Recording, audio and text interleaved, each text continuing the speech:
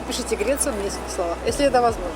Море, солнце. Два слова. Море, солнце и много-много мяса.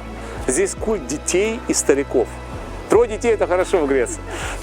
Школа в Греции – это очень интересная штука. Бесплатное образование предоставляется всем желающим со всего мира. 200 метров от моря для грека уже много. Для нас это нормально. Я здесь влюбился в Каракатицу, например. Вот.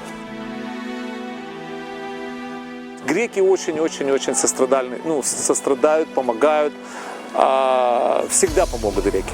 Греки всегда помогут. Они никогда не пройдут мимо. Это однозначно. Здесь без английского языка ты не найдешь нормальную работу просто-напросто. Страшные нарушители, греки. Но они нарушают это не агрессивно. Они просто проезжают на красный свет.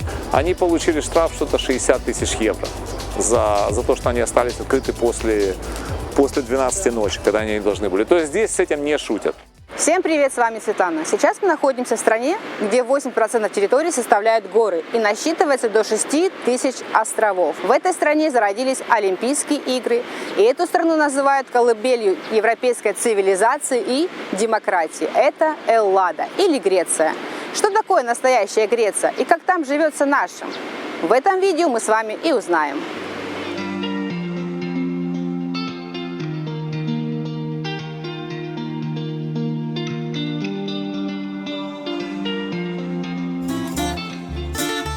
Знакомьтесь, это Борис. Он расскажет о жизни в Греции. До этого он 8 лет прожил в Болгарии, а еще раньше 20 лет жил в Канаде. Куда вы приехали в Грецию? Я приехал в Грецию из Болгарии. Можете кратко рассказать о Болгарии? Я прожил в Болгарии 8 лет. Хорошая в Болгарии позитив. Очень низкие налоги. В Болгарии, наверное, самые низкие налоги по Европейскому Союзу. Это я говорю просто как человек, который занимается бизнесом. Но болгарская бюрократия – это проблематичная история, поэтому… Государственные детские садики – это позитивно, конечно, потому что это стоит недорого на европейском уровне. И строятся дороги, медленно, но строятся. Вот хороший автобан сделали с Софии в Салонике, там были проблематичные условия, в смысле, для строительства. Из-за горной местности много нужно было делать. Там туннели тяжелые. А откуда вы приехали в Болгарию? В Болгарию я приехал, наверное, я бы сказал, из Канады. Из Канады. Да, я жил в Калгари большую часть своей жизни. И по стечению обстоятельств попал в Болгарию. А можете коротко рассказать о Канаде, главное?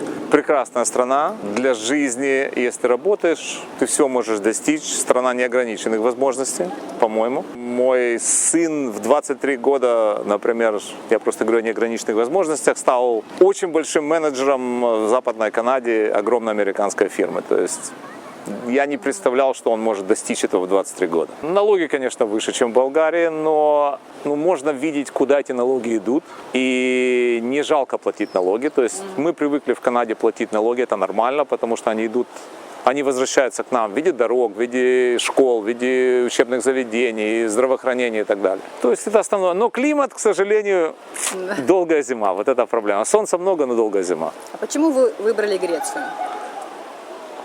Потому что в Варне мало солнца, а мне после Канады не хватало солнца в Варне, и мне пришлось искать другую страну, где больше солнца. Я люблю тепло, конкретно говорю о себе, и мне немножко не хватало тепла, в смысле погоды, солнечной погоды и тепла в Болгарии, поэтому я переехал в Грецию, потому что здесь летний сезон 5,5 месяцев, 6 месяцев, то есть до конца октября можно смело купаться, мы купаемся, там плюс 22 вода, температура в море. В Болгарии, конечно, это нереально, там до середины сентября в лучшем случае. Вот это основная причина, наверное. Какой город в Греции вы выбрали и почему? Почему Салоники? Потому что у меня остались бизнес-интересы в Болгарии, и мне нужна, желательно быть расстояние до Болгарии, физическая возможность ездить мне, чтобы я мог подъезжать в Болгарию, когда мне нужно, и заезжать. Поэтому выбрали более-менее место близко к Болгарии. Стоял вопрос Канарских островов у нас. У меня там друг живет, он канарец, оригинально в смысле. Рожденный на Канарах, не знаю в каком поколении, оригинальный в смысле. Канарец, но Канары далеко. И они не такие теплые, как люди об этом думают. Когда смотришь на Канары, там видишь, что у всех бассейны. И есть этому причина. Потому что океан холодный. Все купаются в бассейнах, потому что океан не бывает очень холодный, но не бывает и теплый. Он там 20 градусов, 21, он не бывает 30 градусов, 28 океан на Канарах. Близость к Болгарии, хорошее месторасположение. Очень приветливые люди в Греции. Не знаю, пока что не жалеем. Ну, везде есть минусы, везде есть плюсы, конечно, да. А сколько вы уже живете в Салониках? Мы уже 2 года почти, да. 2 года. А можете рассказать о Салониках, о его достоинствах и недостатках? Достоинство. Вон, смотрите, вон у нас идет кораблик сейчас. Да. Это вот он идет от нас из Пирей и доходит прямо в самый центр Салоников. То есть это практически это у нас как наш местный автобус. Скажем так, они ходят регулярно, там каждый час или там каждые 50 минут. То есть занимает 45 минут добраться прямо в центр Белой башни, ну, вот, площадь Аристотеля, где нужно потереть пальчик к памятнику Аристотеля. И что будет? Сбудется желание? Да. Да, обязательно. У него там уже... 100%. Ну, это же не я, это традиция 2000 лет. Нужно потереть большой палец ноги на память. Большой ноги? Левой, правой? На левой, по-моему.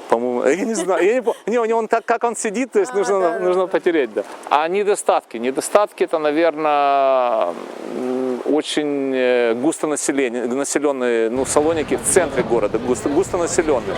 Ну, например, по сравнению с Италией или с Афинами даже. Довольно-таки небольшой город, он все-таки растянутый. А минус Салоника в том, что в Салониках нет пляжей. Там каменистый берег, это второй по величине загруженный порт в Греции. То есть они негде плавать, просто негде плавать. Набережная огромная, длится километры, но плавать негде. Это, наверное, самый большой минус Салоников. Транспорт, автобусы очень развиты, в смысле очень хорошо ходят. Метро, они уже строят его, наверное, 20 лет, но они сталкиваются с огромными проблемами. Копнули, а там что-то с времен Александра Македонского. И вот они останавливают эти раскопки, вызывают археологов, и они начинают оценивать. То есть они постоянно вынуждены менять трассу маршрута метро. То есть это огромная проблема. Это огромная проблема. Ну, вот для строительства метро нам было бы намного легче, конечно, жить с метро. А с какими сложностями вы столкнулись при переезде в Грецию? Самая большая сложность – это язык. Язык. Очень тяжелый язык. Это старый язык, он тяжелый, он ни на что не похож. Да. Нельзя сравнить, я говорю на многих языках, но вот почему-то для меня произношение очень мягкий язык. Допустим, с чем мы столкнулись, моей жене намного легче говорить по-гречески, произносить, потому что она украиноязычный человек. Оригинально украинский язык мягкий, наверное, самый мягкий славянский язык, как я понимаю. И ей легко говорить на греческом, потому что греческий очень-очень мягкий язык. Болгарский очень твердый, мне было намного легче, потому что я больше русскоязычный, а русский язык твердый. Мне легче было говорить произносить правильнее на болгарском, чем ей, потому что она привыкла к мягкому языку. А здесь наоборот получается, теперь она танцует, а я плачу. Ну, примерно так. То есть, нормально. Знали ли вы греческий язык до переезда и как сейчас дела обстоят с греческим языком у вас? Греческий язык я не знал до переезда. Жена у меня, потому что у меня не было просто времени физически в Болгарии заниматься изучением. Жена моя, правда, занималась самостоятельно дома, и у нее, она меня обогнала. Она меня значительно обогнала, потому что детям, например, очень легко. Естественно, важно работать, чтобы общались дети с греками. Сын у меня пошел в 1 класс здесь, через полгода нас вызвали в школу, и учительница не могла поверить, что у него родители не греки. Она думала, что один из нас хотя бы грек, то есть она с нами разговаривала по-английски, то есть практически все преподаватели здесь говорят по-английски. Это часть Греции, где, да, говорят по-английски, то есть не во всей Греции говорят, но здесь очень большой процент англоязычных. Здесь без английского языка ты не найдешь нормальную работу просто-напросто. Даже вот смотри, в супермаркетах все говорят по-английски, потому что это туристическое место. У ребенка нет вообще никаких проблем, то есть он в совершенстве. Он на сегодняшний день оказался закончил 1 класс, лучшим в классе. Хотя у него никого нет, он единственный мигрант. Значит, реально выучить греческий? Это, кажется, нереально. Реально. Он тяжелый язык, потому что они сливают многие слова в одно слово. Я не знаю, вот они говорят выходные, как мы говорим по-русски, там суббота и воскресенье, они сливают это в одно слово. И когда, то есть при разговоре ты трудно, это нужно, не поймешь, что они имеют в виду. То есть они говорят саббата кирияки, саббат это суббота, кирияки это воскресенье. Они это сливают в одно слово. При том, что они говорят, что ой, голландский язык, он такой, там такие длинные слова. Я говорю, так, ребята, у вас тут слова еще длиннее, чем в том голландском. Что не нужно делать по приезду в Грецию? А не нужно вмешиваться, когда видишь какой-то скандал в очереди. Это не означает, просто на повышенных тонах, когда греки разговаривают, это не означает, что это скандал, и кто-то будет бить кому-то морду. Это просто они эмоционально общаются друг с другом. Я наблюдал такие случаи, особенно вот когда была коронавирусная пандемия, и многие там люди стояли в очереди, не могли, запускали, когда ограниченное количество людей, например, в банк. Были такие эксцессы перед дверьми банка. Но это не означало, что они будут биться сейчас. То есть, друг другу морду никто не бьет. Они просто эмоционально разговаривают. То есть не нужно в это вмешиваться.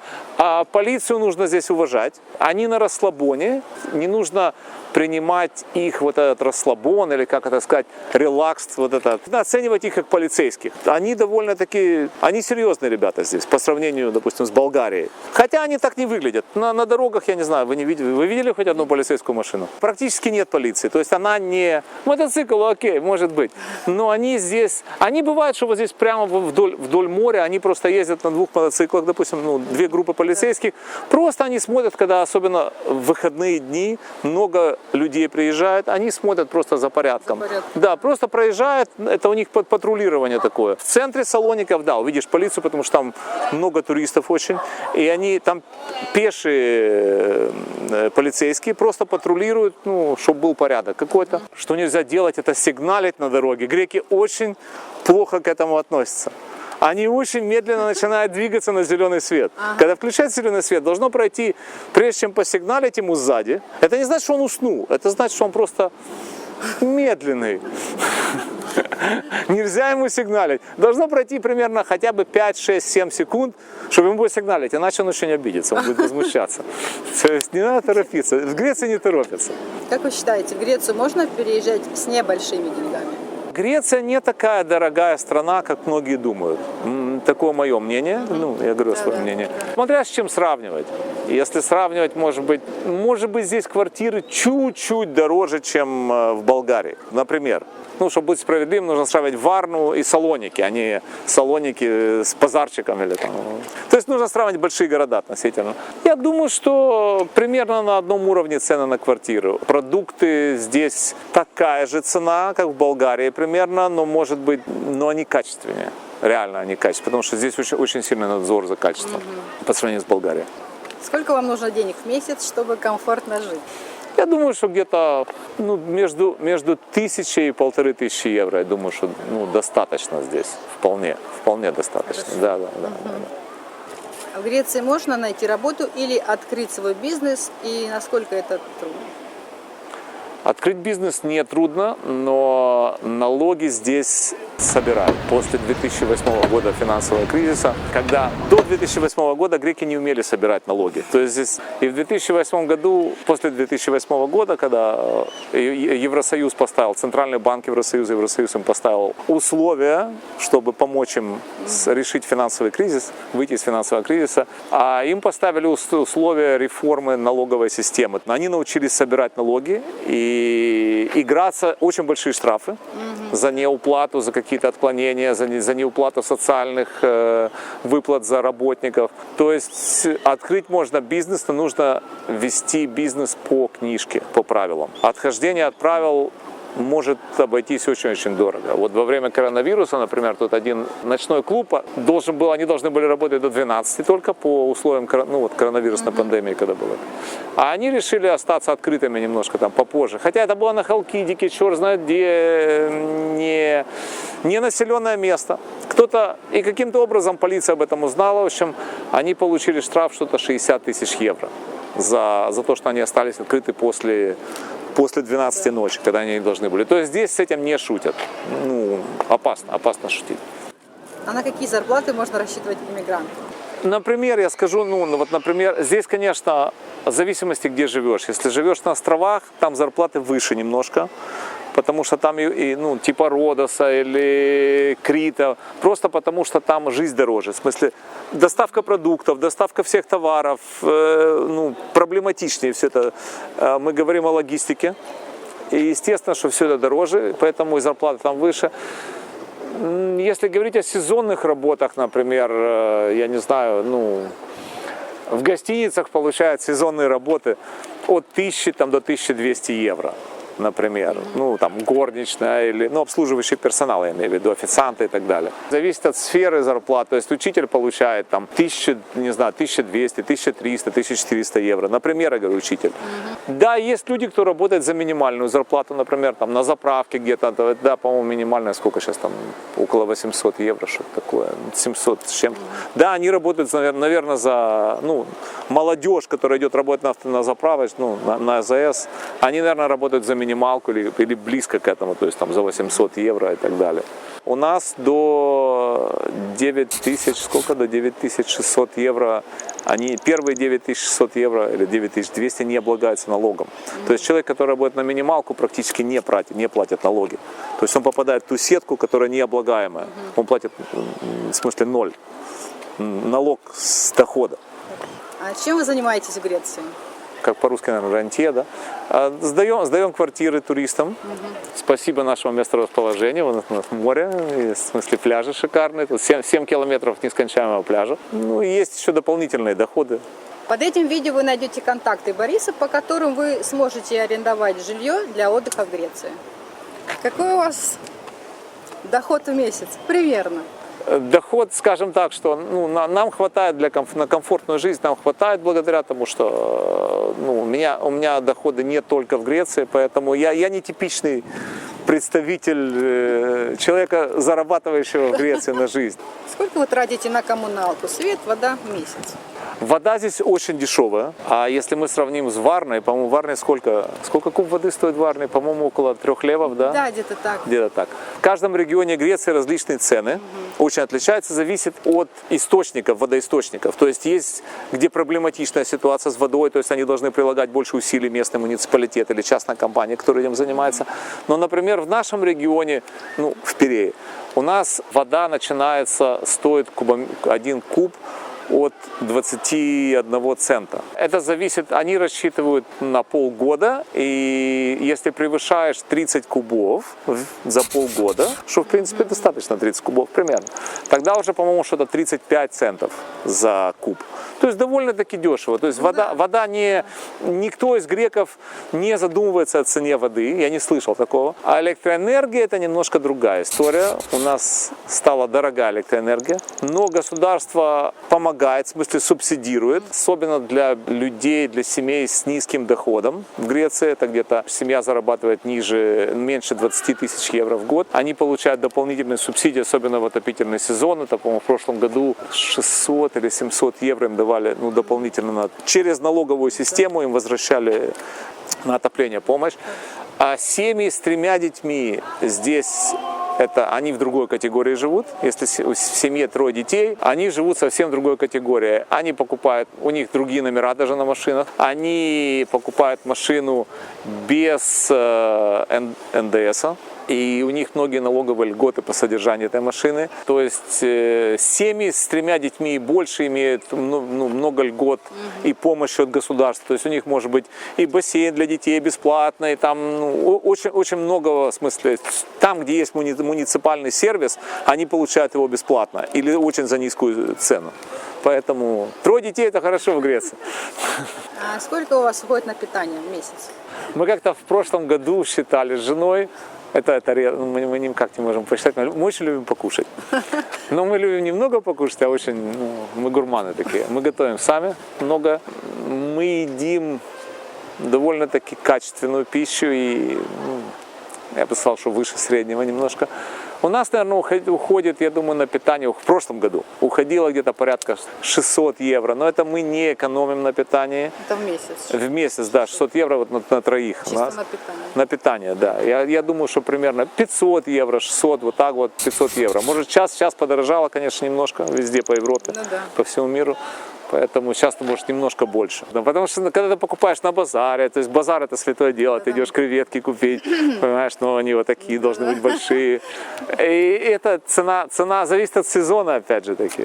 То есть мы любим морепродукты, я здесь влюбился в каракатицу, например. Вот мы первый раз я пробовал в жизни каракатицу, это в Греции. И я в нее влюбился. Когда не сезон, она дороже стоит, когда сезон. Что она похожа по вкусу? Она по вкусу, это семейство кальмаровых, но она намного нежнее. Кальмар более жесткое такое мясо, да. Каракатица очень-очень вкусная, я готовлю ее. Есть много рецептов различных, индийских, шри-ланкийских. То есть я мастер в этом отношении. Жена у меня тоже молодец, тоже. Мы готовим. Сколько примерно стоит аренда квартиры в месяц? Квартира зависит, очень-очень сильно зависит от района. Есть район, это западные Салоники, где более бедное население, скажем так, или немножко погрязнее. Там можно снять и за 200 евро квартиру. Если мы говорим о центре, самом центре Салоников, то это будет квартира стоить в аренду, я думаю, что она может стоить и 10 тысяч в месяц в аренду. Но это мы говорим о квартире, стоимость которой 7 или 5 миллионов евро, чтобы ее купить. То есть, одну квартиру, например, да, можно найти квартиру здесь не мебелированную, допустим, можно найти с двумя спальнями за 350 евро, за 400 евро, это вполне резонно. В смысле, вполне разумно найти в более-менее нормальном районе. Это возможно. Обычно не мебелированные. В Греции обычно не мебелированные. И даже когда греки переезжают из квартиры в квартиру, они забирают с собой люстры. То есть ты селяешься в квартиру, освещения нет. Как, почему? Потому что традиционно, мы говорим о последних 100, 200, 300 лет, может и 1000 лет. То есть они любят люстры. Дорогие люстры, поэтому они их с собой забирают, потому что эта люстра может стоить дороже, чем стиральная машина. То есть они могут оставить стиральную машину, но люстру заберут. Как было у меня, когда мы купили дом, они оставили нам стиралку, они оставили нам НЕФ, духовку, которая стоит, но люстры забрали. Это странно. Сколько стоит квартира? Например, оценочная стоимость муниципальная, вот когда продаешь квартиры, в смысле недвижимость, они оценивают, а если это не отдельный дом, в смысле квартира или в комплексе, они оценивают, на сегодняшний день это получается 1050 евро квадратный метр. Это примерно близко к реальности, но эта цена не будет, конечно, с евроремонтом. Это будет такая квартирка никакая, скажем так. В довольно-таки запущенном состоянии это будет примерно 1000 евро квадрат. Это минимум. Чем ближе к морю, чем ближе к пляжу, тем оно дороже, естественно. Но мы можем себе позволить здесь, то есть 200 метров от моря для грека уже много. Для нас это нормально. Сталкивались ли вы с медициной в Греции? И если да, какие впечатления у вас? Сталкивался, да. И с ребенком сталкивался и в Болгарии. Медицина здесь два уровня, в смысле частная и государственная медицина. Первая помощь медицинская оказывается любому человеку, вне зависимости от гражданства, вне зависимости от статуса в Греции. Даже незаконный, просто человек в Греции пришел в больницу, если у тебя нет государственного номера медицинского, тебе все равно окажут первую помощь необходимую. Медицина, я считаю, что на очень неплохом уровне. То есть я сравниваю с Канадой, я сравниваю с Болгарией, там, где я жил. Может, сами государственные больницы не такие красивые, как в Канаде, но оборудование у них есть. То есть мы пришли с ребенком, у него там были колики в животе, мы думали, что может у него аппендицит. Нам сказали, что нет, должен его принять только педиатр. Подошли к педиатру в кабинет в больнице. Она сказала, нет, это должен быть педиатр-хирург. Она нас отвела в другой кабинет, где принимал педиатр-хирург. Для меня это было удивительно. А оказалось, то есть они сразу говорят, подозрение, что это у него запор. Ему нужна клизма. Окей, по болгарским меркам клизма. Они говорят, все равно мы должны сделать ему рентген желудка, чтобы убедиться в том, что ему нужна клизма, чтобы, то есть они действуют по технологии, медицинской технологии, то есть не просто базируются на своих догадках. То есть они перепроверяют, тут же сделали рентген, все сделали, ничего с этого не взяли с нас, проблем нет, врачей очень много здесь и очень узкого профиля. Они здесь прямо, я говорю, вот как я привел пример, педиатр-хирург. Я играю в теннис, и я потянул плечо, и у меня очень сильно болело в области лопатки и плеча. То есть я подозревал там мышечную травму. В общем, жена меня убедила все-таки поехать в больницу через некоторое время, потому что я не мог спать даже. Что меня поразило, они спросили, с какой стороны у меня, первое, что они спросили, это было с левой стороны. Они говорят, мы должны тебе сделать кардиограмму. И я их сначала даже не понял. Там сердце. Они, подозревали, что это может быть какая-то спазма, сердечная спазма. То есть они мне тут же сделали кардиограмму. То есть они они проверили весь этап. Да. Они просто мне сказали, у тебя мышечная травма, вот тебе таблетки и так далее. Уровень медицины, жена тоже попадала. То есть уровень медицины нормальный, они не гадают. Да. То есть они действуют по технологии. Как медицинская практика этого требует. Грецию называют государством всеобщего благосостояния. Любой желающий может поиграть в теннис на корте совершенно бесплатно. Также, к нашему удивлению, на улицах Греции общественные туалеты и парковки бесплатные. Пляжи благоустроены специальными спусками в воду для людей с особыми потребностями. Что вы можете рассказать о школах Греции? Можно ли там обучаться иностранцам? Школа Греции – это очень интересная штука. Это вообще-то уникально. В Греции полностью бесплатное образование, вплоть до университетов и так далее. Здесь частных университетов в Греции нет вообще. Частные школы есть, университетов нет. А бесплатное образование предоставляется всем желающим со всего мира. Это принцип Греции. Они очень внимательно относятся к образованию, потому что у них были бесплатные школы еще 2500 лет назад. То есть система просвещения работала 500 лет до Христа, до рождения Христа. Здесь в прошлом году буквально я читал, интересная была статья, на одном острове, тут есть очень много маленьких островков, где может жить на всем острове, допустим, 1000 человек, или 500 человек, или 2000, здесь много, здесь сотни островов. И на одном острове каждый ребенок имеет право на бесплатное образование, и государство должно это предоставить. Что интересного? На этом острове есть школа. То есть население выезжало с острова, и так его мало осталось, что первый класс записался всего лишь один ребенок записали, потому что больше не было детей на этом острове. И государство предоставило учителя. То есть бесплатно учитель занимается с этим ребенком 1 на 1, потому что просто ему положено по Конституции и по закону ему положено бесплатное образование. Государство обязано это предоставить, где бы он ни жил. На каком языке, если, например, русскоязычный или не знает греческий язык? На английском, на русском есть? Государственные школы, естественно, что на греческом языке. Есть частные школы английские. Есть английские школы. Английский язык здесь очень важный язык, особенно за последние 20 лет. Очень много населения. В смысле, я же говорю, что сделать карьеру без знания английского языка практически в Греции невозможно. Невозможно. Чтобы здесь даже получить лицензию гида, сертификацию, потому что без лицензии здесь никто не работает гидами. Настолько строго, что нужно знать, кроме греческого, естественно, нужно знать 2, как они называют, важных языках. У них есть категория языков, которые очень важны для туризма, допустим, например, английский и немецкий. Этого достаточно, то есть должен сдать экзамен английского, экзамен немецкого, и тогда получишь лицензию гида. В смысле, и другие экзамены. Или 3 невостребованных языка.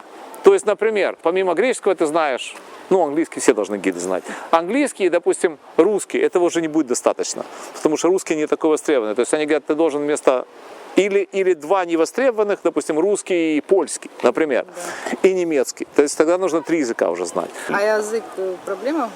Они предоставляют язык проблем, конечно. В смысле, незнание греческого языка? Конечно. Интересно, они разрешают иностранцам учиться в Греции бесплатно в университетах, пожалуйста. То есть ты должен иметь какие-то оценки, есть какой-то проходной балл.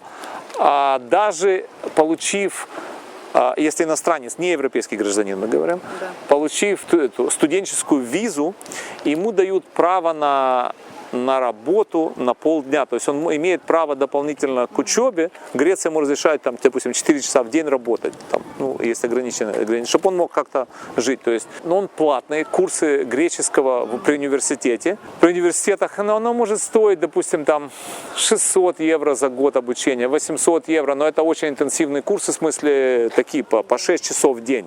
Я имею в виду университетская программа, это не просто курсы языка. То есть обычно люди готовы, ну, молодежь, которая приехала, им достаточно этих курсов, годовых курсов, ну, 2 семестров, скажем так, для того, чтобы потом обучаться на греческом языке. Климат Греции вам подошел? Шикарно. Шикарно. Шикарно. Климат это то, что... Климат... А если сравнить его с климатом в Болгарии?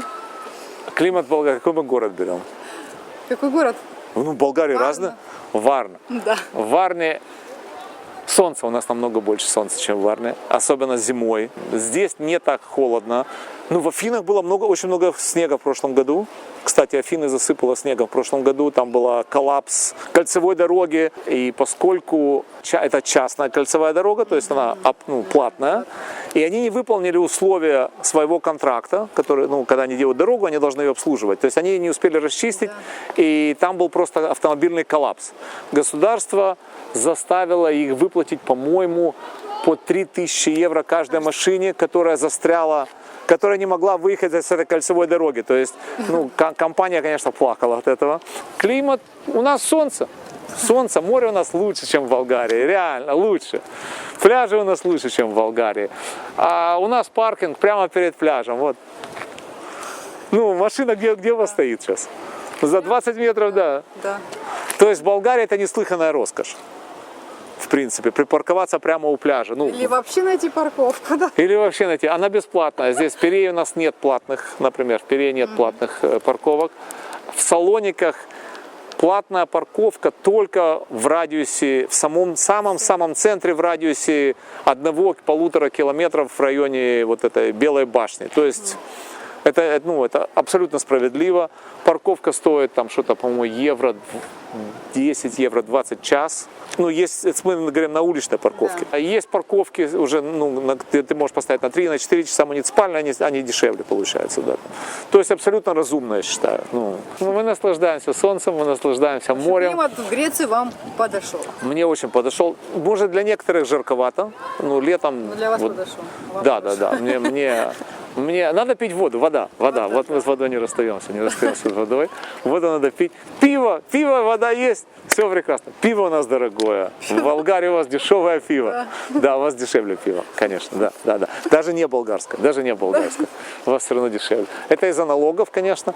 В Греции что дороже, это, наверное, по-русски это будет крепкий алкоголь, да? Крепкий алкоголь, типа виски, водка.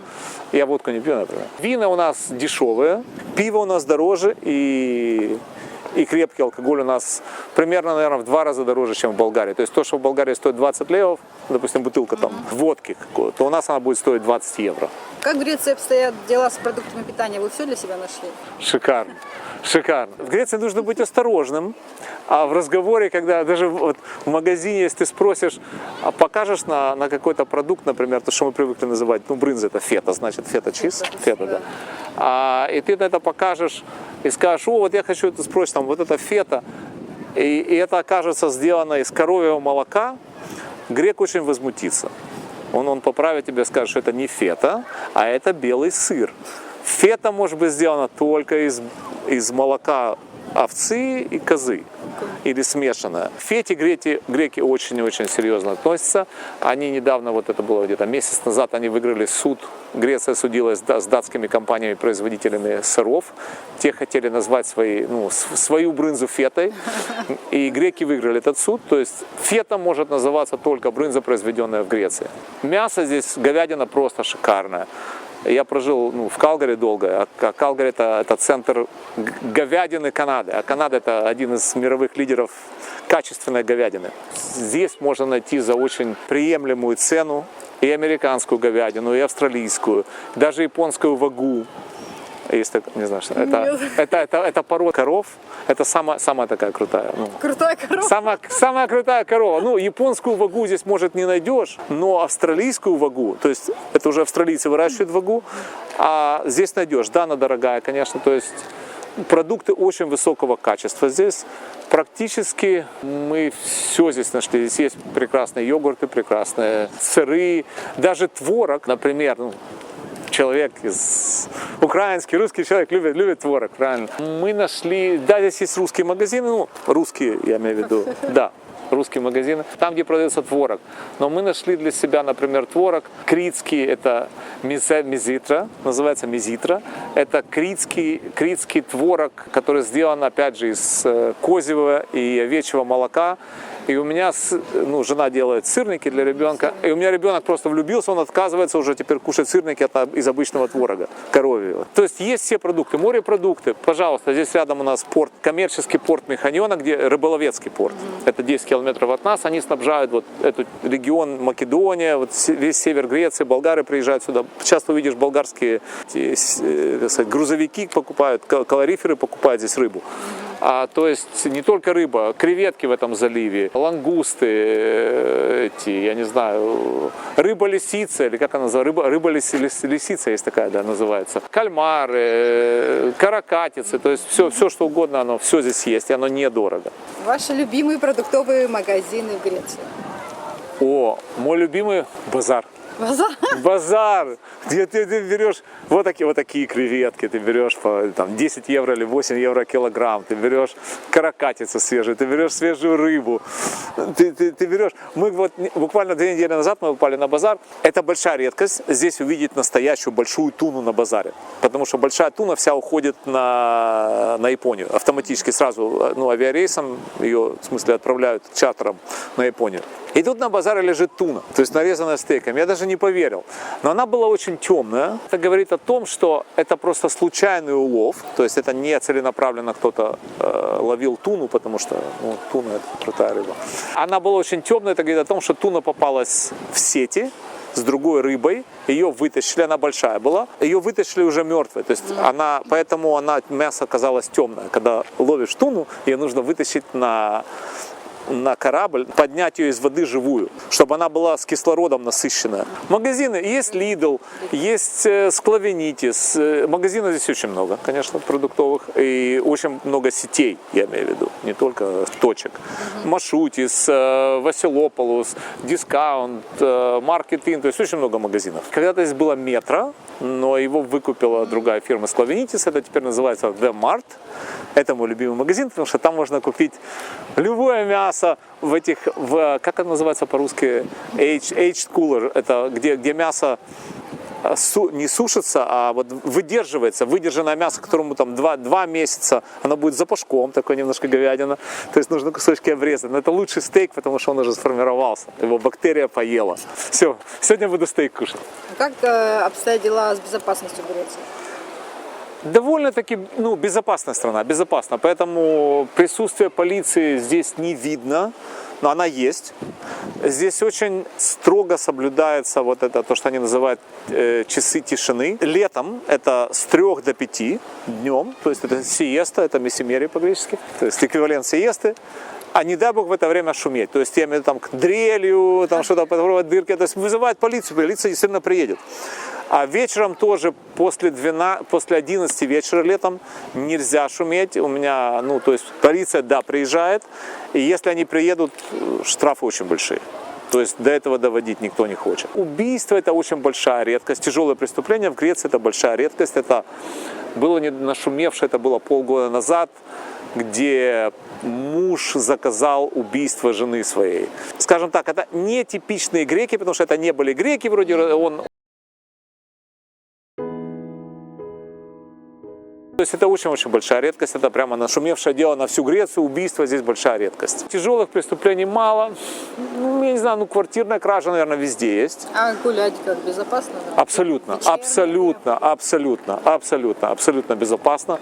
Там, ну, где мы живем, может, есть районы похуже, но в смысле мы живем в средний район, видите, это не какой-то, ну, есть районы вообще очень крутые, в Терме, там прямо у них будет виллы с вертолетными площадками, таких в Болгарии домов я не видел.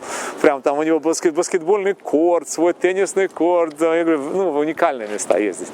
То есть средний район здесь довольно безопасно, здесь ребенка отпускаешь, то есть не боишься вообще за ребенка, за жизнь ребенка или за его безопасность. Детей здесь любят, обратят внимание на улице, если, допустим, кто-то там подойдет чужой к ребенку, ребенок закричит, люди обратят внимание однозначно. То есть, ну, люди помогут, люди очень такие здесь человечные люди. Ну, не пройдут мимо, если человек упал или что, не пройдут мимо. То есть все вызвутся помочь. Что вы можете рассказать о греках, об их менталитете, есть ли главное отличие от нашего? Греки шумные, они очень шумные. И они любят музыку, они любят покушать. Они любят именно не количество покушать, а качество. Они любят вкусную пищу. Они не напиваются, я никогда не видел пьяных греков.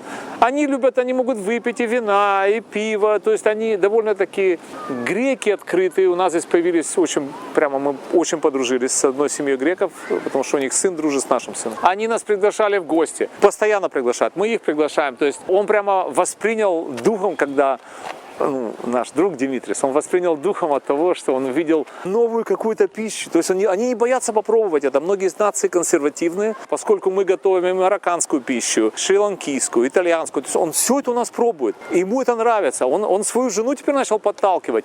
А у нее прямо начинает уже, она привыкла греческую кухню готовить. Греческая кухня шикарная кухня. Действительно, она просто, далеко не каждый это знает. Довольно-таки, в смысле, разнообразная очень кухня. Греки любят выйти. На последние деньги он пойдет выйти в ресторан не просто поесть, а это для него социальный ивент, социальная среда.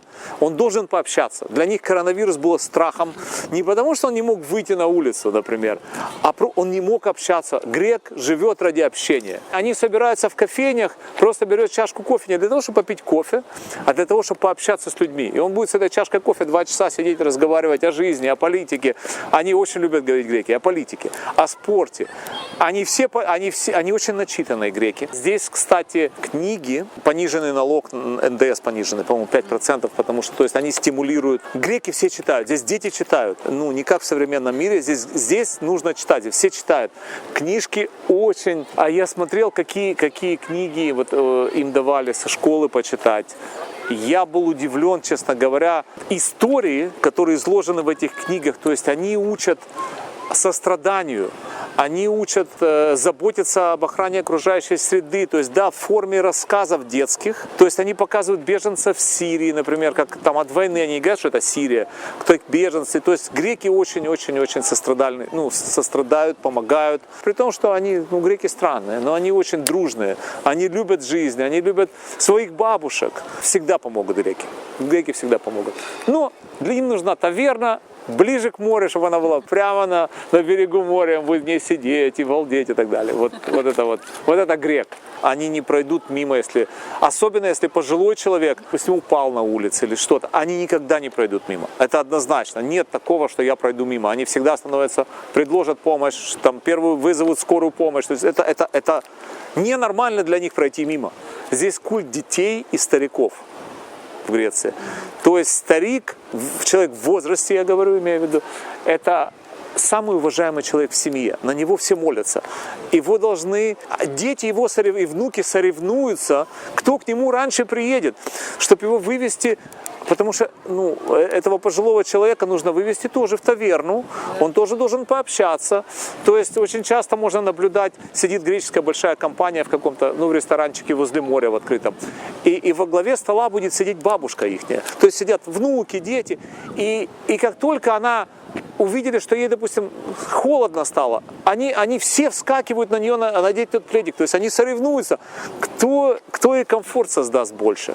Поэтому здесь такое количество, поэтому много здесь работает украинцев, молдаван, русских, именно вот помощниками у стариков. То есть здесь много такого, потому что греки согласны, они платят для того, чтобы их старикам было комфортно. Они согласны за это платить, то есть это принято здесь такое. Вот это вот греки. Как можно переехать в Грецию? ВНЖ, ПМЖ или есть какие-то еще условия? Это зависит, например, для меня это было просто, потому что у меня есть европейское гражданство, я переехал из одной страны Европы, Европейского Союза, в другую. Греция дает временное убежище украинцам, например. Ну, если не беженцам, а просто... Но это временное убежище, так и все. А переехать сюда есть, да, ты можешь переехать, найдя работу в греческой какой-то компании. Это один путь, наверное, это как по всей Европе такое. Не знали, это имеет особенный смысл, потому что зарплата здесь, конечно, будет ниже, чем в Германии или чем в Австрии и так далее. Переехать, какие еще пути? Есть путь, опять же, студенческий переезд, но это, опять же, временный. Есть путь женитьбы, естественно. То есть Греция, кстати, в отличие от Болгарии, Греция признает гражданский брак, я имею в виду сожительство. То есть если живешь с греком или с гречанкой, то это признается как гражданский брак. И это является основанием для переезда. Греки это признают. Болгария, насколько я знаю, не признает. Они только признают реальный зарегистрированный процесс бракосочетания, то есть свидетельство о браке. И путь есть еще такое, золотая виза называется в Греции. Это нужно инвестировать в недвижимость 250 тысяч евро и больше.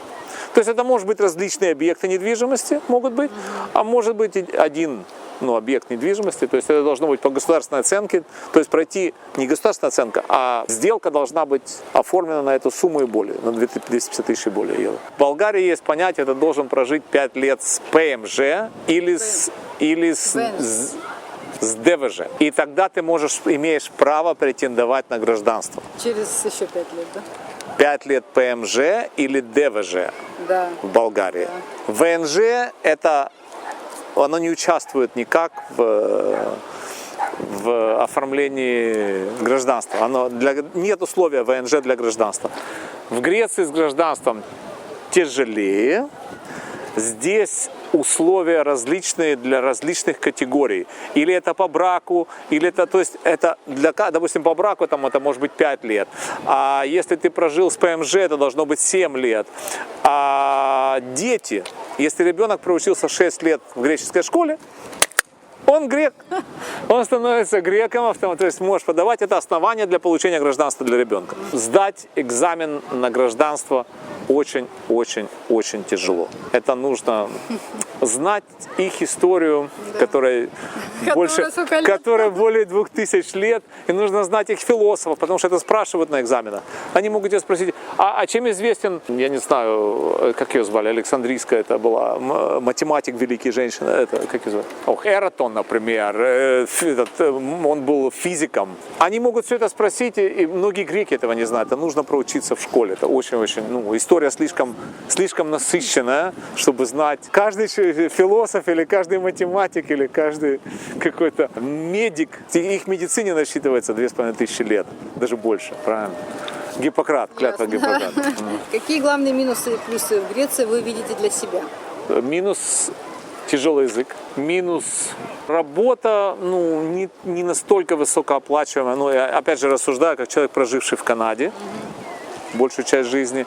Зарплаты довольно-таки низкие. По европейским меркам зарплаты низкие здесь. Да, их хватает на жизнь, но, конечно, грек не может себе позволить того, что может позволить немец, например, в Германии или в Австрии, или англичанин и так далее.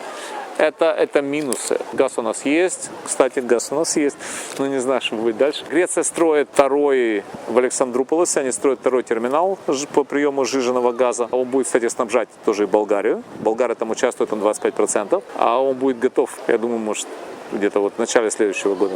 Плюс это, солнечные панели везде, у нас много солнца, у нас бесплатная вода горячая. Я имею в виду, это реально полгода, ты не греешь воду, она греется сама от солнца. Спасибо, солнце. То есть Если вот это учитывать, я имею в виду, посчитать свои счета в перерасчете на 12 месяцев проживания, то это очень приятно. То есть мы зимой, есть дни, когда достаточно солнечного бойлера, горячей воды из солнечного бойлера достаточно для того, чтобы в семье там, из 3-4 человек искупаться, приготовить и так далее. То есть электроэнергия дорогая здесь.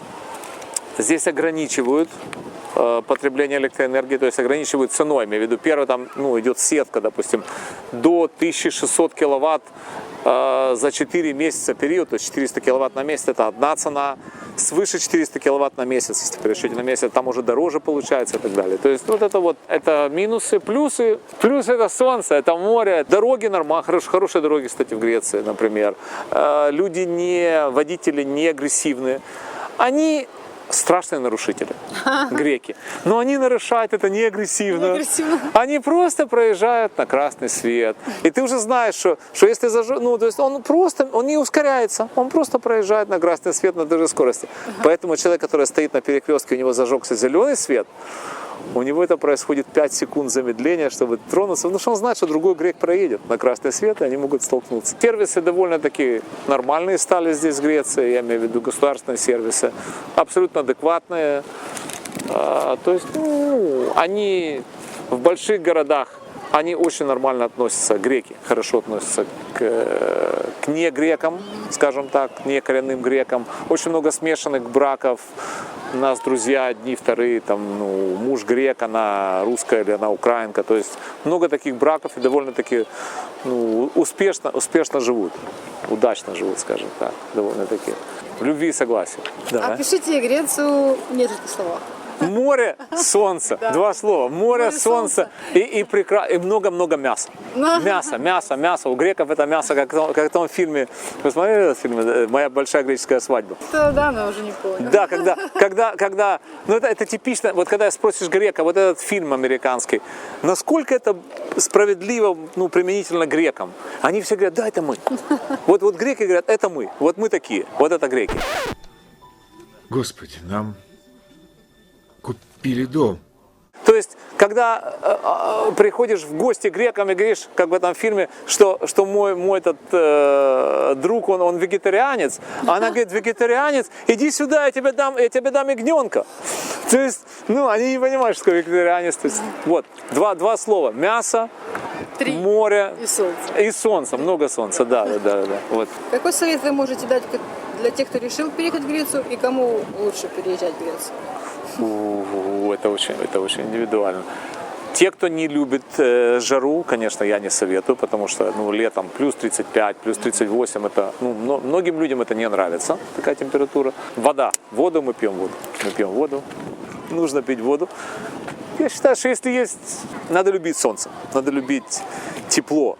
То есть не каждый человек это любит. Если кто-то привык к большей цивилизации, я имею в виду, например, как люди там в Киеве, в Москве, которые привыкли, что цивилизация в отношении магазинов таких шикарных. Я имею в виду, да, здесь не будет, конечно, такой выбор, как это будет где-то в Риме или в Милане, скажем так, вот, где есть эти бутики. Здесь поменьше бутиков, да, в смысле магазины, конечно, есть неплохие магазины, но такой цивилизации нет. Это не шопинг, столица Европы, никто не претендует на это, естественно. Даже в Афинах тоже этого нет, то есть это больше для тех, кто любит такую цивилизацию, или кто любит заказать маникюр на дом, там, или, прям такое, я имею в виду люди, которые разбалованы жизнью очень. Для них будет неуютно в Греции, скорее всего. Скорее всего, да. Для них будет неуютно. Потому что многих сервисов они здесь просто не найдут. Такому, как они привыкли в Москве, что 24 часа есть все. Было. До войны, естественно говоря.